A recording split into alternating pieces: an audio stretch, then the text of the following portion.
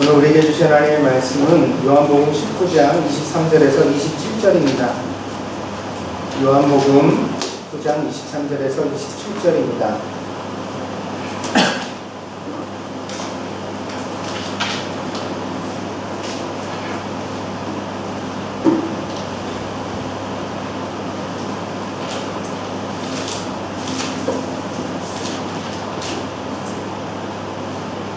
들어봉독하겠습니다.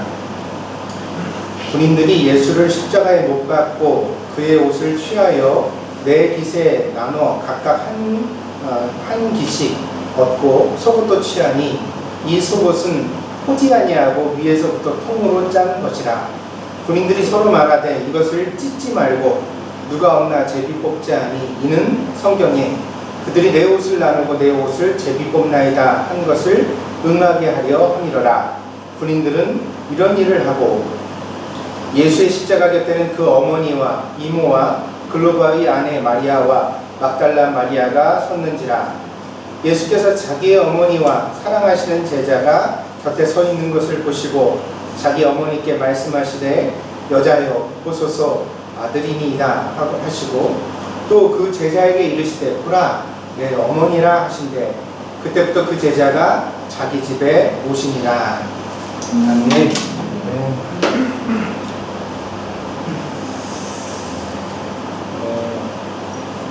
메소포타미아 지역에서 기원전 2000년경으로 추정되어지는 한 점토판이 발견되어졌습니다.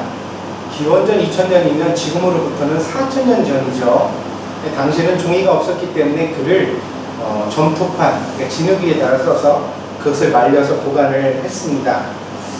도대체 어떤 내용이 4000년을 지나서 우리에게 전해진 것일까? 그 내용을 번역하여 보았더니 평범한 한 가정의 서기관이 쓴 글이었습니다. 그 내용이 매우 흥미로워서 제가 여러분들에게 그대로 옮겨볼까 합니다. 어디에 다녀왔느냐? 아무데도 안 갔다고? 도대체 왜 학교를 안 가고 빈둥거리고 있는 것이냐? 제발 정신 좀 차려라. 왜 그렇게 버릇이 없느냐? 너의 선생님에게 존경심을 표하고 항상 인사를 드려라. 왜 수업이 끝나면 집으로 오지 않고 밖을 배회하느냐? 수업이 끝나면 즉시 집으로 오거라. 내가 다른 아이들처럼 땔감을 잘 나오라 했느냐? 내가 다른 아이들처럼 쟁기질을 하고 나를 부양하라고 했느냐? 도대체 왜 글 공부를 하지 않는 것이냐? 자식이 아비의 직업을 물려받는 것은 신이 인간에게 주신 운명이다. 글을 열심히 배워야 서기관 직업을 물려받을 수 있다. 모름지기 기술 중에 최고의 기술은 글을 아는 것이다. 글을 알아야만 지식을 받고 지식을 전해줄 수가 있다. 너의 형을 본받아라. 너의 동생을 본받아라. 이게 언제 글이라고요? 지금부터 4000년 전에 한 아버지가 자기 자식에게 얼마나 답답했으면 그걸 말로만 안 하고 그걸 점토판에다가 써서 남긴 거예요. 그 조그만 점토판이 크지는 않습니다. A4 용지보다 조금 더 크죠. 2장 정도 되는 점토판인데 거기다 깨같이 그렇게 그 글씨를 쓴 것이 보존이 되어가지고 4000년 만에 학자들에 의해서 일으켜졌습니다. 이건 삶의 보편성을 보게 합니다. 지금으로부터 4000년 전의 사람들 내 삶에서도 여전히 자식은 부모의 고민이 되었고 세대 간의 갈등이 있었으며 교육은 쉽지 않았다는 사실을 우리로 알게 합니다. 그러니까 자식이 부모 속을 썩히는 것 고민하게 하는 일은 어제 오늘 일이 아니에요. 4000년 전에도 다 그러고 살았어요. 근데 4000년이 지난 지금도 우리가 똑같은 말을 자식에게 하거든요. 그래서 자식을 키워요. 때로는 속이 터지고 때로는 너무 몸도 마음도 피곤하지만 그럼에도 불구하고 자식을 향한 잔소리를 멈추지 않습니다. 계속해서 신경을 쓰고 그러면서 밉다고 하면서도 자꾸 무언가를 주려고 합니다. 왜 그럴까요? 이유는 단순합니다. 그것이 바로 사랑이기 때문입니다. 사랑은 우리가 삶을 의미 있게 살아가게 하는 유일한 원인입니다. 때문에 부모의 사랑이 자녀의 사랑이 이 세상을 아름답게 하고 인간적인 모습을 하게 하는 가장 근간이 되어진다고 생각합니다. 세상에 사람들이 살아가는 데 있어 뭔가 감동적이고 아름다운 모습이 있다면 거기에는 무엇이 개입되어 있냐면 사랑이 있는 거죠. 그리고 그 사랑의 가장 근간이 뭐냐면 부모가 자식을 사랑하고 자식이 부모를 사랑합니다. 거기로부터 파생되어서 친구가 만들어지고 이웃을 사랑하고 세상을 사랑할 수 있는 사람이 되어지는 것입니다. 미국의 NBA는 세계에서 가장 큰 그 농구 뭐라고 말해야 되죠? 이거 시리즈라고 말하나? 그 농구를 하는 게임 리그입니다. 그런데 거기서 2013년도, 2014년도 MVP를 받은 선수로 케빈 듀란트라는 선수가 있습니다. 흑인 선수인데 이 선수가 MVP 상을 받고 수상 소감을 한 것이 전 세계인을 울게 했습니다. 그는 상을 받고서 자기를 여기까지 도와준 많은 사람들을 언급하며 고마움을 표시를 했습니다. 그리고 그 마지막에 이렇게 말했습니다. 그리고 마지막으로 나의 어머니, 당신에게 이 모든 영광을 돌립니다. 18살이라는 어린 나이에 나의 형을 가졌고 3년이 지난 뒤에는 제가 태어났습니다. 우리가 처한 현실은 너무도 가혹했습니다. 아들 둘을 가진 미혼모였던 당신의 나이는 겨우 21살에 불과했지요. 여기저기로 쫓기듯 이사 다니던 시절에는 아무도 우리가 지금 이 자리에 있으리라고 생각하지 않았습니다. 내가 가진 최고의 기억 중 하나는 우리가 처음 아파트로 이사를 갔을 때 침대도 없고 가구도 없는 거실에 앉아 아무 말 없이 서로 끌어안았던 일입니다. 마침내 우리가 해냈다는 생각이 들었죠. 이 자리에 계신 여러분들은 어떨지 모르지만 저는 제게 좋은 일이 생겼을 때 무엇이 오늘의 나를 있게 했는지 곰곰이 생각해 보곤 합니다. 어머니, 당신은 무더운 여름 꼭두 새벽에 일어나 내가 언덕을 뛰어오르도록 했고 팔굽혀펴기를 시켰으며 코트의 바로 옆에서 서서 8살, 9살의 어린 나를 목 놓아 응원했습니다. 이 세상 그 누구도 우리가 성공하리라고 믿지 않을 때조차 당신은 나로 하여금 믿음을 잃지 않도록 해주셨고 거리의 노숙자가 되는 것으로부터 우리 형제를 지켜냈습니다. 우리 형제에게는 따뜻한 옷을 입혀주고 하루도 거르지 않고 끼니를 챙겨주셨지만 당신은 줄임배를 안고 잠자리에 들었습니다. 당신은 우리에게 모든 것을 희생하셨습니다. 당신이 진정한 MVP입니다.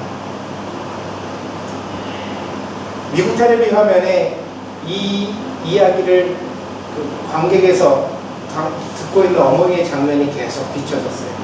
어머니가 처음에는 그냥 듣다가 나중에는 펑펑 말로 다 표현하지 못할 만큼 울었죠.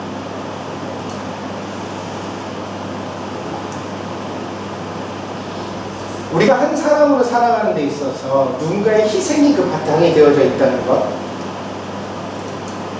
그리고 많은 사람의 희생이 물론 있겠지만 특별히 우리에게 어머니의 사랑이 있다는 것을 잊지 말아야 되겠습니다.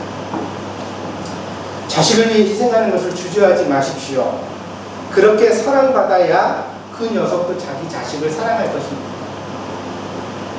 그리고 그 사랑이 결국에는 우리가 사는 세상을 아름답게 만들고 감동적이게 합니다. 그것이 우리가 가진 기독교 신앙의 요체이기도 합니다. 여러분, 오늘 교회에 나오셨어요. 왜 나오셨죠? 예배를 드리고 하나님 말씀을 들으려고 나오셨어요. 하나님이 여러분에게 뭘 요구하실까요? 큰 예배당을 지어놔라. 많은 헌금을 가지고 와라. 나를 위해서 네가 목숨을 버려라. 아닙니다. 제가 오늘 여러분에게 가르쳐드리죠. 사랑하라고 요구하신 줄 믿습니다. 내 남편을, 내 자식을, 내 아내를, 내 이웃을, 내 형제를 사랑하라 하십니다. 그리고 그 사랑은 모두 다 아픈 것입니다. 고통과 아픔이 없는 사랑은 세상에 없습니다. 속이 터지는데도 밥을 차려주는 게 사랑입니다. 아멘? 여러분이 이 사랑을 자식에게는 잘하는데 남편에게 잘 안 하죠. 그죠? 속이 터지면 남편은 밥 안 차려줄 때 많지 않아요? 제가 너무 감동을 드렸나? 여러분 너무 심각하신 것 같아요. 그렇지 않아요? 사랑을 하십시오. 이게 어려운 겁니다. 쉬운 게 사랑이 아니에요. 사랑은 어려운 거예요, 본래가. 속이 터지는 거고, 그런데도 불구하고 나를 그렇게 속 터지게 하고 속상하게 하고 힘들게 하는데도 불구하고 그를 향하여 선의를 베푸는 게 바로 사랑의 본질입니다. 이게 쉽지 않아 하나님이 우리에게 하라고 요구하셨고, 이걸 함으로써 우리가 하나님께 상을 얻는 것입니다. 요한은 그의 복음서에서 자기 자신을 뭐라고 묘사를 했냐면 사랑하시는 제자. 요한은 자기 이름을 직접 쓰진 않았어요. 요한이라고 쓰지 않았고, 항상 요한이 등장하는 장면마다 뭐라고 자기를 표현했냐면 사랑하시는 제자라고 표현을 했습니다. 이 말은 요한이 예수님의 특별한 사랑을 경험했고 그것을 간직했다는 뜻입니다. 실제로 복음서에 나오는 예수님의 이야기마다 3명의 제자가 중심적으로 언급되어지는데 그것이 바로 베드로, 야고보, 요한입니다. 이 베드로, 야고보, 요한은 예수님께서 특별히 사랑하시고 많은 일에 주도적으로 사용하셨던 제자였습니다. 그래서 다른 제자들보다 예수님과 더 특별한 친근한 관계를 가졌던 사람들이었습니다. 그러나 요한에게는 특별한 사명이 있었습니다. 베드로는요, 교회를 시작했잖아요. 처음 교회의 지도자가 됐어요. 교회에서 가장 유명한 베드로였죠. 그리고 또 사도 바울은 선교를 시작했습니다. 그래서 예루살렘 유대인에게 있었던 복음이 세계 만방의 모든 족속에게 전해지는데 다리를 놓았습니다. 뿐만 아니라 예수님의 다른 모든 제자들이, 가룟 유다를 빼고 나머지 모든 제자들이 전부 다 복음을 전하다가 이방 땅에서 순교를 당했습니다. 그러나 요한은 마지막 순간까지 생존했습니다. 요한은 AD 90년경, 보통 91년에서 96년으로 추정을 하는데 반모섬이라고 하는 한 섬에 거기 유배를 가서, 귀양살이를 가서 거기서 갇혀 지내다가 거기서 요한계시록을 저술했습니다. 이것이 신약 성경의 맨 마지막 책입니다. 그래서 비로소 신약 성경이 완성되고 성경 66권이 완성되게 되었습니다. 이것을 요한이 이룰 때는 그의 나이가 90세가 훨씬 넘었던 때입니다. 요한은 복음서에서 매우 중심적인 인물이었던 것에 비하여 사도행전에서는 거의 등장을 하지 못합니다. 처음 교회가 만들어진 장면을 누가가 사도행전 처음 부분에서 이렇게 묘사를 하고 있는데, 베드로와 요한이 제9식 기도 시간에 기도를 하러 예루살렘 성전으로 올라가다가 이 문, 아름다운 문의 곁에 한 안진뱅이가 앉아있는 것을 보고 내가 은과 금은 없거니와 내게 있는 것으로 너에게 주노니 예수의 이름으로 일어나 걸으라 하며 그 손을 잡아 이끌었다. 그랬더니 그 안진뱅이가 일어나서 하나님을 찬양하기 시작했다. 이 일로 인하여 사람들이 주목했을 때 그 자리에서 베드로가 설교를 행하니 이 설교를 듣고 그날에 제자의 수가 5,000명이나 더해졌다. 그래서 초대교회가 시작되었다 말합니다. 그러니까 요한이 그때 베드로와 함께 동행했던 장면까지 사도행전에 나오는 거죠. 그런데 설교도 누가 했어요? 베드로가 했어요. 교회의 지도자도 누가 됐어요? 베드로가 됐어요. 그리고는 요한에 대한 기록이 성경에 잘 등장하지 않습니다. 요한에 대한 내용이 거의 없어요. 요한은 왜 예수님의 중심적 제자였음에도 불구하고 교회의 사역에서 이렇게 그늘에만 있어야 했을까?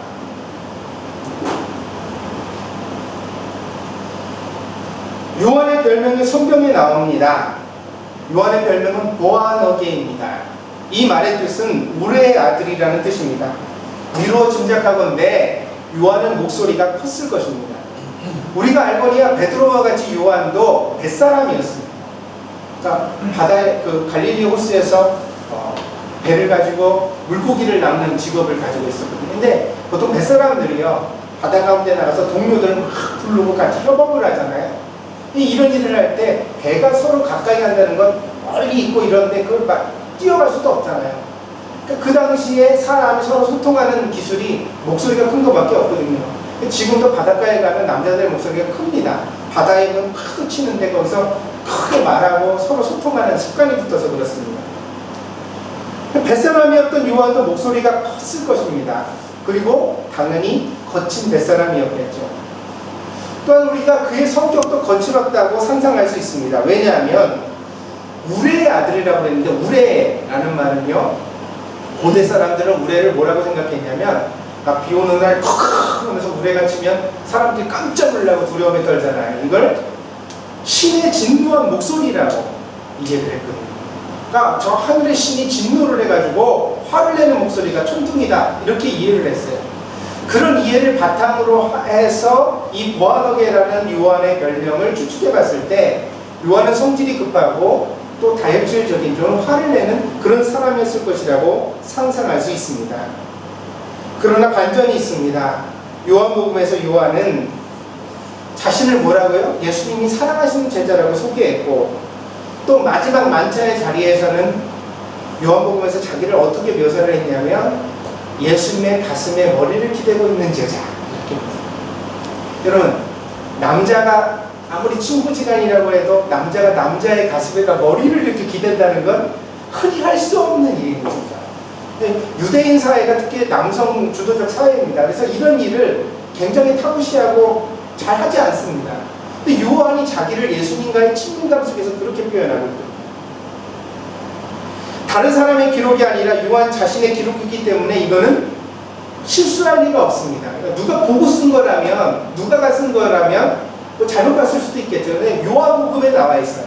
요한복음 누가 썼죠? 요한이 썼어요. 예수님의 가슴에 머리를 기댄 제자가 요한이었다는 것은 틀림없는 사실입니다. 그래서 레오나르도 다빈치도 그의 명화 최후의 만찬에서 요한을 그릴 때 어떻게 그렸냐면 예수님께 이렇게 머리를 기대고 있는 모습으로 그려놓고 있습니다.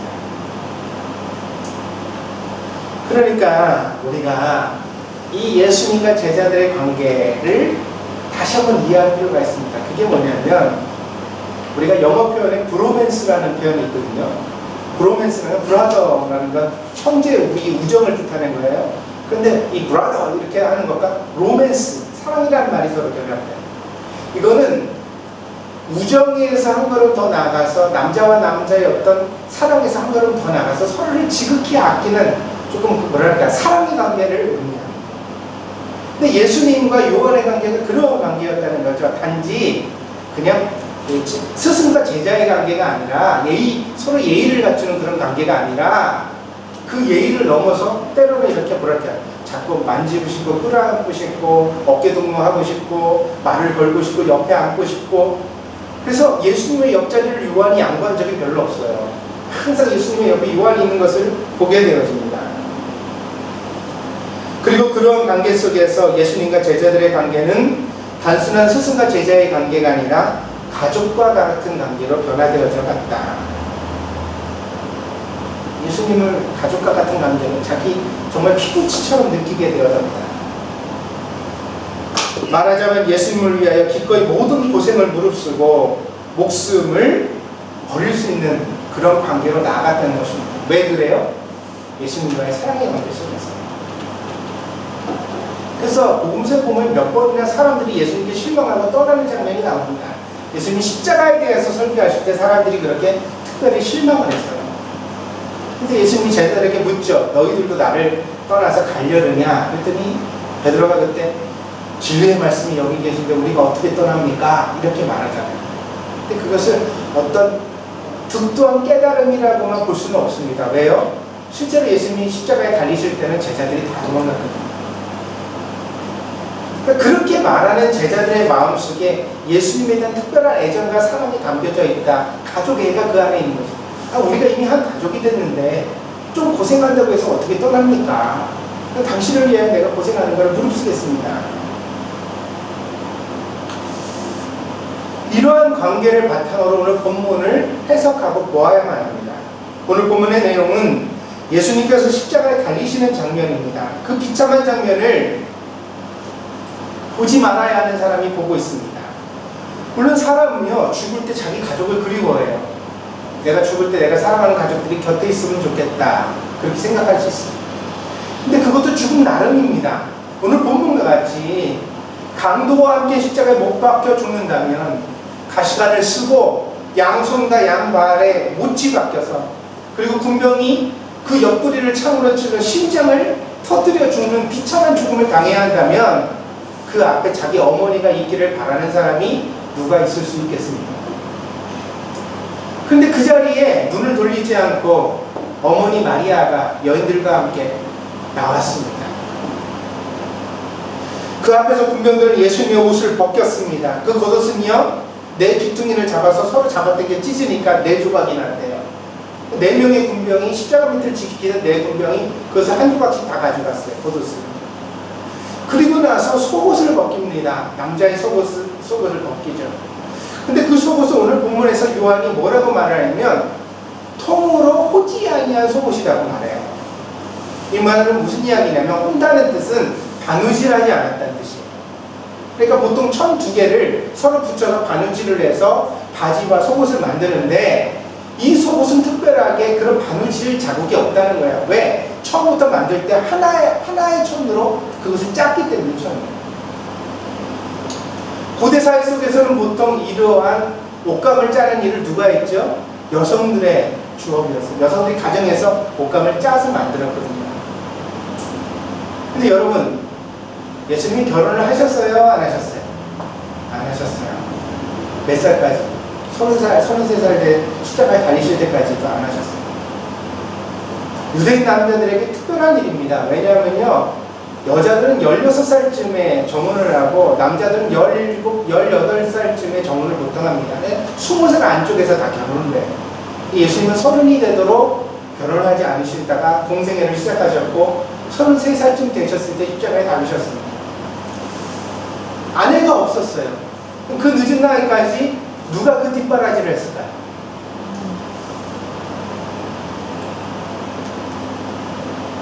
어머니가 하셨어요. 마리아가 시장에서 산 속옷이 아니라 통으로 짠 특별한 속옷 말이에요. 그거 누가 입혀줬을까요? 누가 줬을까요? 어머니가 예수님에게 그것을 입혀줬어요. 그러니까 우리가 여기서 볼 수 있는 게 뭐예요? 이 예수님을 향한 마리아의 특별한 사랑, 어머니로서 1000살이 넘은 아들의 속옷을 집에서 짰을 마리아의 손길을 생각해 볼 수가 있어요.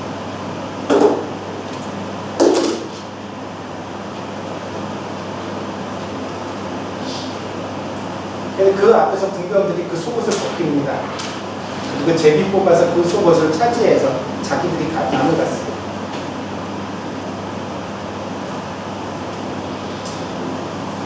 지난 한 주간 대한민국이 시끄러웠습니다.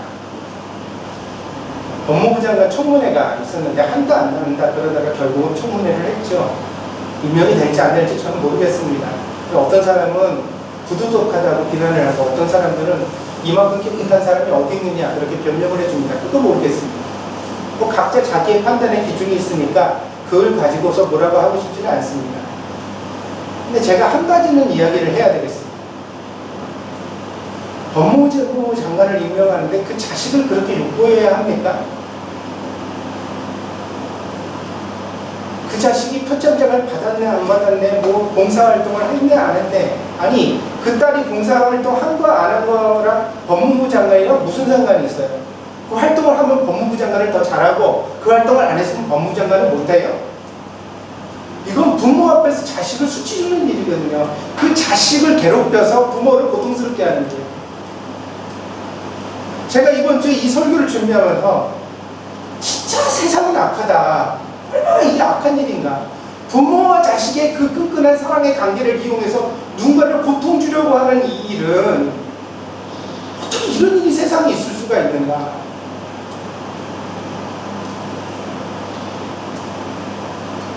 참 사람들이 나쁘다고 생각을 했습니다.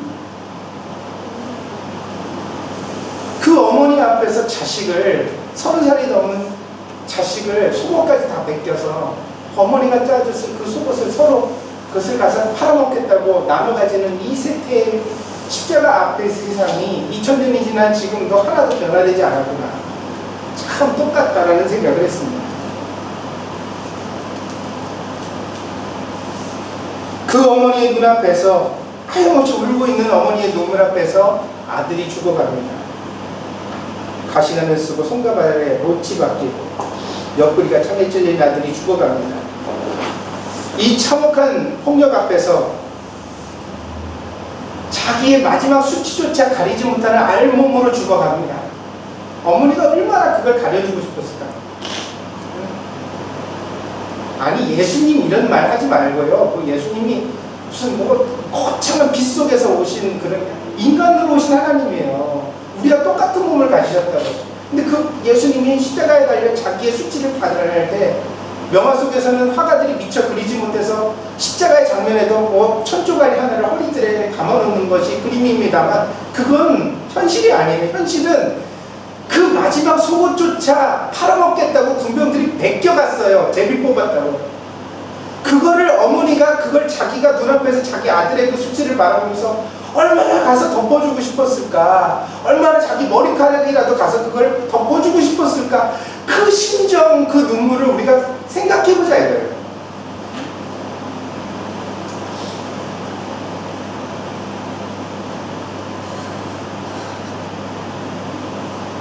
그 고통 속에서 예수님이 마지막 한 줌의 생기를 모두 어렵게 말씀을 하십니다. 그 말씀이 오늘 본문에 나오는 예수님의 유언과 같은 말씀입니다.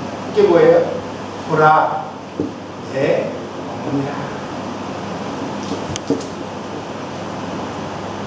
요한은 이 장면 이후로 자기 집에 마리아를 모셨습니다. 마리아를 그냥 빈집에 홀로 가게 하지 않고 마리아를 자기 집으로 모셔가서 그때부터 요한이 마리아의 아들이 되었어요. 예수님의 말씀과 같이 자기 어머니로 삼은 것입니다. 예수님의 모든 제자들이 선교 여행을 떠나고 선교지에서 순교할 때 다른 제자들이 교회에서 열정을 가지고 설교하며 사람들에게 감동을 줄 때 요한은 집에서 한 노인을 돌보고 있었습니다. 그의 집에는 늙은 노인이 있었기 때문에 그가 책임지고 부양해야 하는 한 사람이 있었기 때문에 요한은 교회의 역사 속에서 호련히 사라질 수밖에 없었습니다.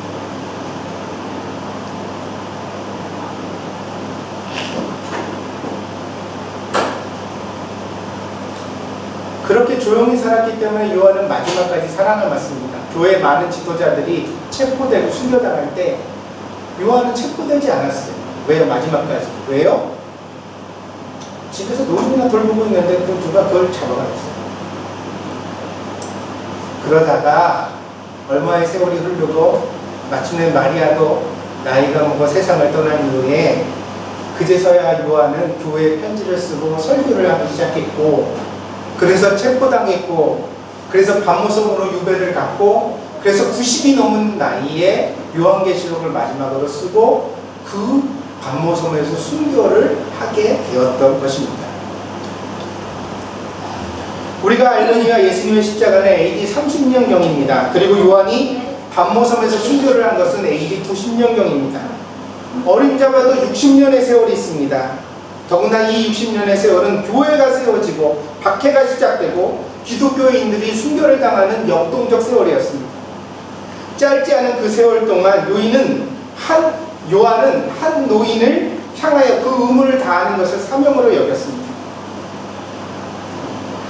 사랑하는 여러분, 하나님이 여러분에게 거창한 것을 요구하신다고 생각하지 마십시오.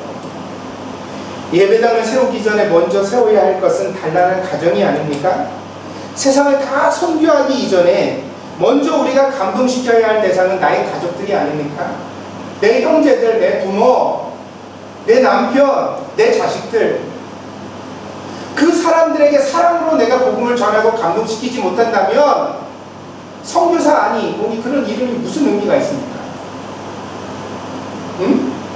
교회에 와서 많은 새신자들을 내가 가르치고 훈련하고 좋아요, 다 좋은데 보다 더 근본적인 사명은 하나님이 내게 맺어주신 내 가족들, 내 피부치부터 제대로 사랑하고 섬기는 일 아니겠습니까? 물론 노력하고 기도를 해도 그 일이 쉽게 되지는 않을 수 있습니다. 가족도 구원하지 못하는 신자라고 폄하하려는 것은 아닙니다. 그러나 과연 우리가 얼마나 진심을 다해 그 일을 행하고 있는가, 얼마나 그 일을 노력하고 있는가, 복음적 삶을 내가 정말 삶으로서 내 삶으로 내 주변에서 함께 살아가는 사람들에게 사랑을 본보여주고 깨닫게 하고, 네가 믿는 믿음이 정말 남다르구나, 네가 믿는 하나님 나도 믿고 싶다, 그렇게 말을 들을 수 있도록 내가 노력해 봤는가? 믿지 믿지 않는 형제들 앞에서도 부부싸움을 함부로 하고 말해요. 자기 자식을 갖다 쥐잡듯이 잡고 뭐라고 화를 내고 분노를 하고, 그러면 그 믿지 않는 형제들 집에 가서 느낄 거 아니에요. 뭐라고? 교회 다녀도 성격은 똑같구만. 아멘?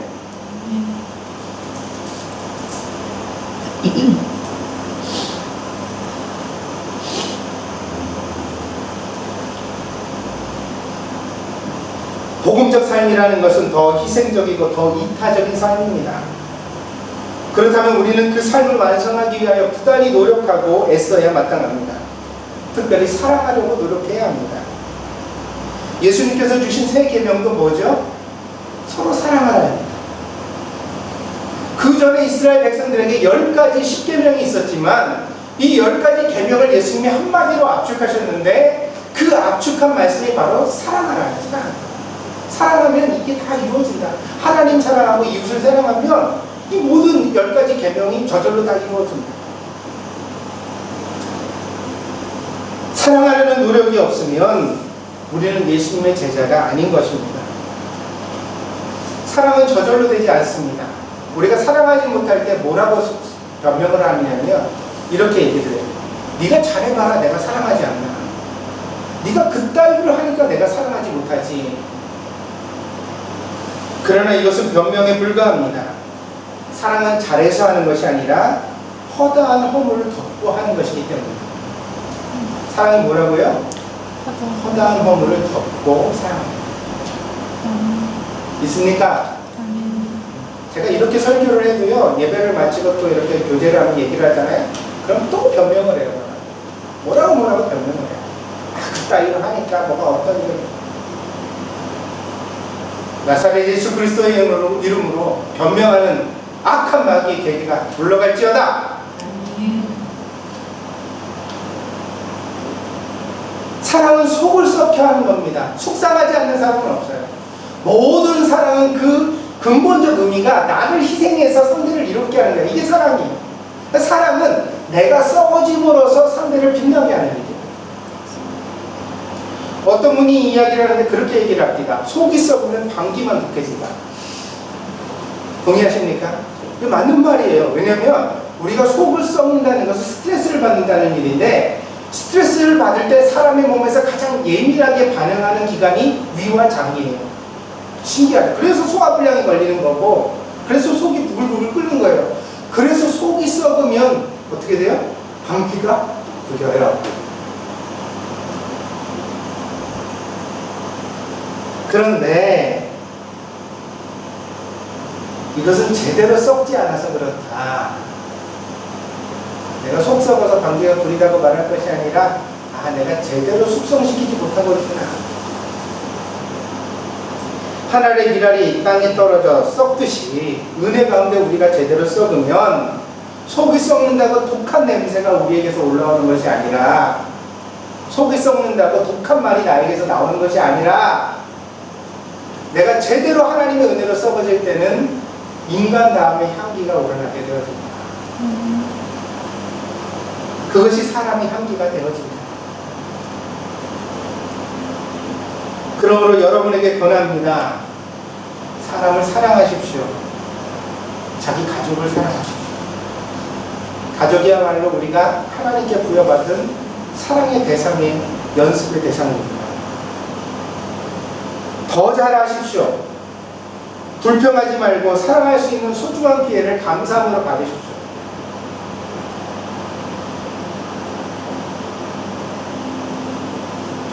부족한 사람일수록 사랑이 더 많이 필요해요.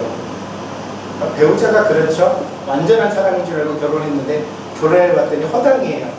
그죠? 성격도 꽁한 게 있고, 뭐 하는 것도 그러니까 생활에서 뭐 이런저렇게 질질 흘리고 다니고 뭐 어지럽히고, 하나도 이 사람 좋은 게, 그래서 여자분들이, 남자분들이 다 뭐라고 얘기를 하면 괜히 결혼했다고, 혼자 사는 게 낫다고. 틀린 생각이에요. 사랑은 완전한 사람을 만나 내가 덮으려고 한 게 아니에요. 사랑은 그 부족한 사람을 내가 도와주고 덮어주려고 한 것인 줄 믿습니다. 믿습니까? 이 사람이 이렇게 부족해서 내가 그렇게 하는 거겠죠. 내가 도와줘야겠다. 이 사람 어린 시절에 있었던 상처 내가 씻어줘야겠다. 이 사람 이런 부분 부족한 거 내가 좀 일으켜서 도와줘야겠다. 그게 사랑인 거예요. 그게. 자식도 마찬가지예요. 아니 왜 부모들은 자식에게 그렇게 잘못된 욕심을 가져요? 내 자식이 공부도 잘하고 인격도 훌륭하고 말도 잘 듣고. 할렐루야. 뭐가 아멘이에요? 뭐가? 내가 그럴 줄 알았어. 뭐가 아멘이야? 뭐가? 그런 자식이 어딨어? 남들이 볼 때는 다 완벽해 보이는 자식도 내가 키우면 속 썩는 거예요. 믿습니까? 근데 그 부족한 것을 어떻게 해요? 키워가면서 사랑으로 자꾸 덮어주고 완성시켜가는 거예요. 그것도 못해요. 우리가 20살까지만 하다가 20살 넘으면 아 이제 내가 할 것들이 다 했다. 나머지 인생은 네가 배우자 만나서 네가 스스로 해봐라. 할렐루야. 보내는 거예요. 보내는 거. 기껏해야 20년 동안 사랑할 수 있는 기회인데 뭐 길어야 뭐 30년 되겠죠. 더 이상은 사랑하라고 권하지도 않아요. 뭐 장애를 가지고 태어난 아이가 아니라면 30살이 넘도록 왜 부모가 끼고 있어요? 내보내야지. 아멘? 공부하고 26살, 7살일 때가 대학원 가서 한 번 더 공부할래요? 그래? 30까지 공부하는 거 이해할 수 있어. 그것도 넘어서도 엄마 용돈 주세요. 오빠 나 뭐 사주세요. 그건 애를 정신적으로 바보 만드는 일이에요. 믿습니까? 그 다음엔 자기 인생 자기가 살게 해야죠. 내보내야 돼요. 스스로 살고. 아들아 스스로 살게 해야 돼. 자기 인생을. 그러면 말하면 부모가 자식의 부족한 부분을 덮어주고 끌어안아주고 오늘 본문에 나오는 마리아처럼 호지 않은 통 속옷을 만들어 입힐 수 있는 시간은 길어야 20년, 30년입니다. 믿습니까? 그 다음에는 하지 마시라고요. 결혼은 자식한테도 김치 담아다 주고 속옷 만들어다 주고 이런 거 하지 마시라고요. 그냥 걔네들끼리 속옷을 사서 입든지 빌려서 입든지 알아서 달려두세요. 아멘? 스스로 해결할 일이에요. 자기 인생을 살려고. 그렇게 생각하면 우리가 조급해지는 겁니다. 사랑할 기회가 그리 많지 않아요. 애가 말을 못 알아들으면요 2번 말하세요. 2번 못 알아들으면 3번 말하세요. 3번 못 알아들으면 4번 말하세요. 짜증내는 거 내 성격이니까 그거 고치세요. 사랑하지 못하기 때문이니까 그거 바꾸려고 노력하세요. 4번까지 좋게 말했는데 5번은 절대로 좋게 말하지 못합니다. 그게 우리의 성격의 한계예요. 그런데 그걸 노력하는 게 신앙입니다. 베드로가 예수님한테 물었어요. 예수님, 내가 나한테 죄를 짓는 형제를 몇 번이나 용서해 줄까요? 7번까지 용서해 줄까요? 그랬어요. 7번? 굉장히 높은 수준이에요. 예수님 뭐라고 그러세요? 70번에 7번이라도 용서해 주어라. 아멘? 무슨 말이에요? 네 한계를 뛰어넘는 게 신앙생활이라는 것이에요. 내 성격으로 5번까지는 좋게 말이 나가는데 6번째는 절대 좋은 말이 못 나가. 그거를 기도하고 바꿔서 6번째도 좋은 말이 나가게 하는 게 신앙생활이고 믿음이다. 믿습니까? 6번을 하고 나면 그 다음에 7번을 노력하고 7번 하면 8번을 노력하고 걔가 바뀌냐 안 바뀌냐는 걔의 문제예요. 그거는 내가 대신 살아줄 수가 없어요. 여러분이 부모지만 여러분 자식이 여러분의 소유는 아닙니다. 믿습니까? 그 아이의 특성과 개성과 자기 인생이 있어요. 그걸 내 관점에서 부모로서 훈계하는 것뿐이에요. 너 그거 고쳐라. 제발 바뀌어라. 너 이렇게 하는 게 좋다. 안 듣는 것도 지 마음이에요. 어쩔 수 없어요. 그러나 부모는 그 말을 해야 돼요. 믿습니까? 안 듣는다고 입 닫아버리는 거, 관계 끊어버리는 거, 대화 안 하는 거, 상담하지 않으려고 하는 거 부모 아니에요. 애를 고아 만드는 일이잖아요. 안 들어도 말해야 부모지. 10번을 말해도 인사를 안 해요. 어른을 만나면. 그러면 11번째 말해야 될 사람이 누구예요? 다른 사람들은 포기해요. 자기 자식도 아닌데 누가 그걸 11번이나 애를 붙들고 너 왜 인사 안 해? 그렇게 하겠어요. 목사는 하지만. 아멘? 목사 아니고 다른 사람은 그렇게들 안 해요. 보통. 그러나 그걸 해야 되는 게 누구예요? 부모예요. 얘야, 너는 왜 어른들 만나고 인사 제대로 안 하니? 고개 숙여서 공손하게 인사해야지. 그래야 네가 사랑받는단다. 다른 사람들이 너를 예의 바른 사람으로 보는 게 좋지 않아요. 애가 듣기 좋아할까요? 싫어할까요? 싫어할 겁니다. 그러나 그걸 하는 게 부모의 사랑이에요. 그렇게 하다가 내 최선을 다해 살다가 마지막 순간에 손에서 놔주는 거예요. 이제는 내가 더 이상 너를 지켜줄 수 없구나. 내 마음대로 할 수 없구나. 내 품에서 이제 네가 떠나가. 네 인생은 가. 그러므로 오늘 여러분들에게 주어진 시간은 소중한 기회입니다. 사랑할 수 있는 기회입니다.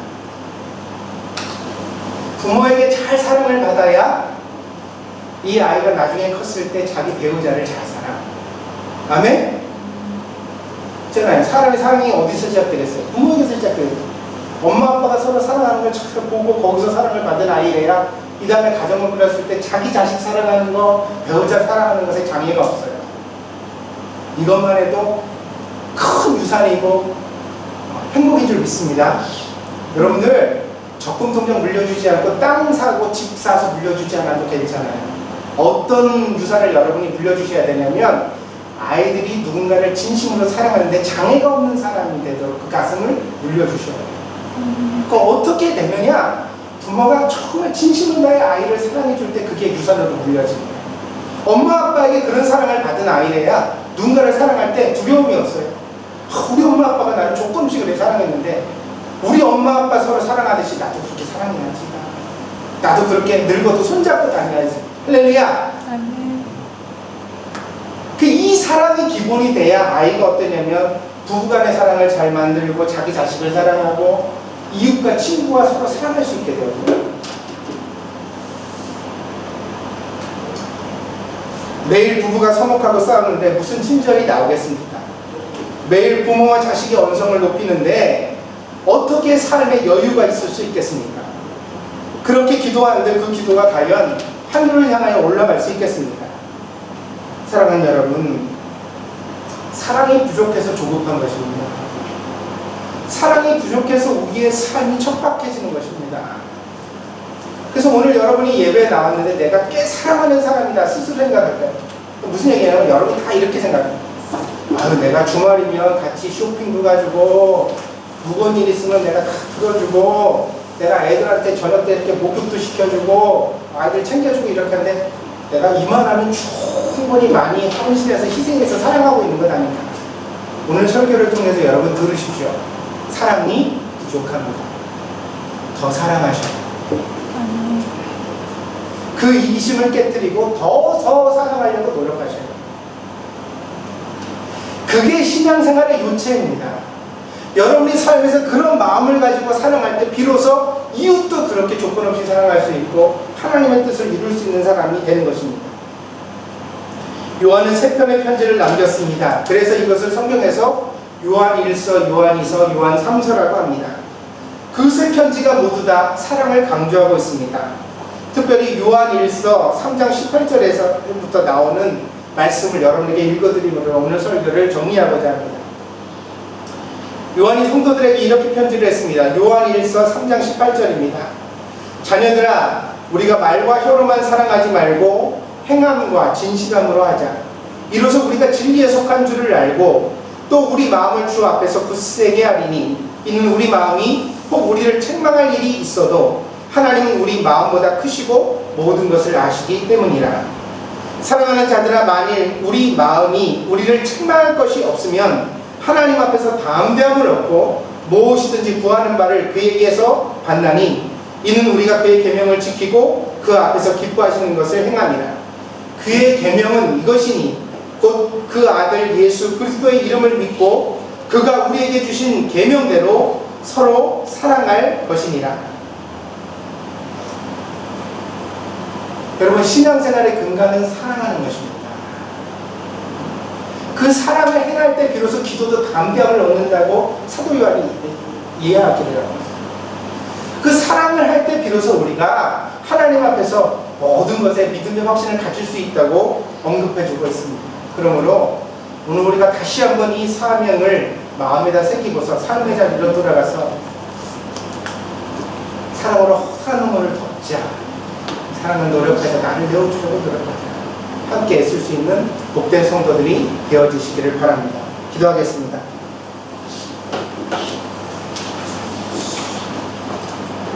사랑의 하나님, 우리가 예수님을 믿는 신자로 살아갈 때 바로 그 예수님의 계명을 지켜야 하는 줄 믿습니다. 그렇다면 예수님은 우리에게 어떤 계명을 주셨습니까? 우리에게 서로 사랑하라 하셨습니다. 말과 여로만 사랑하지 말고 행함과 진실함으로 사랑하라 하셨습니다. 이 사랑을 행하기 위하여 나의 자존심을 내려놔야 하고 나의 게으름을 고쳐야 하고 나의 마음을 다하여 성품을 다하여 사랑하려고 노력해야만 합니다. 오늘 우리에게 이 사랑의 노력이 없는 것을 깨닫게 하심을 감사합니다. 주님, 오늘 우리가 하나님의 말씀으로 고침을 받아 삶의 자리로 돌아가 하나님의 사랑을 실천하는 성도가 되게 하여 주시옵소서. 그러므로 우리의 삶의 자리에서 사랑의 풍성한 향기가 넘쳐나게 하여 주시고 서로가 서로에게 감동이 되게 하여 주시고 힘이 되게 하여 주시고 능력이 되게 하여 주셔서 우리의 삶의 자리에 하나님의 풍성한 은혜의 꽃이 필 수 있도록 인도하여 주시옵소서. 하나님 함께 하시길 간절히 원하오며 모든 말씀 예수 그리스도의 이름으로 기도하였습니다. 아멘.